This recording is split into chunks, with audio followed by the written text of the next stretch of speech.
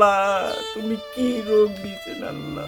Blood ক্যান্সারের সঙ্গে লড়াই করছে ৫ বছরের ছোট্ট ফাহিম। একমাত্র সন্তানকে বাঁচাতে দোকান, সঞ্চয়, ভিটাবাড়ি সবকিছু বিক্রি করেও এখন অসহায় বাবা মা। চিকিৎসা চালিয়ে যেতে সমাজের সহায়তার অপেক্ষায় রয়েছে পরিবারটি। কুড়িগ্রামের রাজারহাট উপজেলার তালুক আশারু গ্রামের শিশু ফাহিম আহমেদ। বাবা মিজানুর রহমান পেশায় মোবাইল মেকার। প্রায় ১ বছর আগে রাজধানীর পিজি হাসপাতালে পরীক্ষার পর ফাহিমের শরীরে ধরা পড়ে ব্লাড ক্যান্সার। এরপর থেকেই শুরু হয় পরিবারের কঠিন সংগ্রাম। স্যান্ডেলিনা সো, রূপচর্চায় আভিজাত্য। একমাত্র সন্তানকে বাঁচাতে রাজারহাট বাজারে থাকা মোবাইলের দোকানসহ মালামাল বিক্রি করে দেন বাবা। এমনকি এনজিও থেকেও ঋণ নেন ৫ লাখ টাকা। ভিটে বাড়িও বন্ধক রাখতে হয়েছে ব্যাংকে। সব মিলিয়ে এখন পর্যন্ত ফাহিমের চিকিৎসায় ব্যয় হয়েছে প্রায় ২৫ লাখ টাকা। ভিটামাটি সমস্ত ব্যাংকে মর্টগেজ দেওয়া আছে, এনজিও থেকে টাকা নিছি, আমার সহায় সম্পদ সমস্ত কিছু শেষ।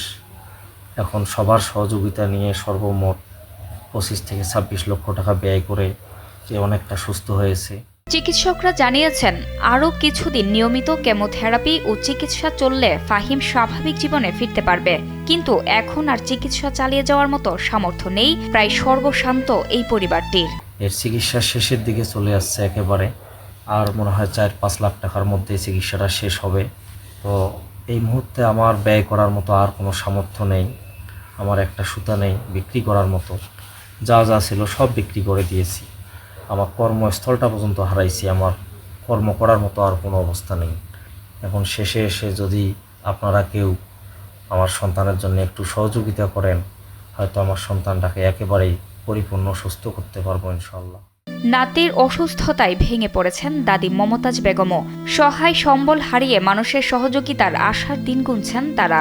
এখন ১০ বাপ ভাইয়ের ঘর, এলাকাবাসী বা দেশ বিদেশে যারা আছে তারা সহযোগিতা করে, তাহলে বাচ্চাটা চিকিৎসা শেষের দিকে আসছে যেন করতে পারে। নিয়মিত চিকিৎসা চালিয়ে যেতে পারলে সুস্থ জীবনে ফিরতে পারে ছোট্ট ফাহিম। এখন সমাজের বিত্তবান ও সহৃদয় মানুষদের সহযোগিতায় বাবা মা ফিরে পেতে পারে তাদের আদরের সন্তানকে। জান্নাতুল ফেরদৌস, কালবেলা।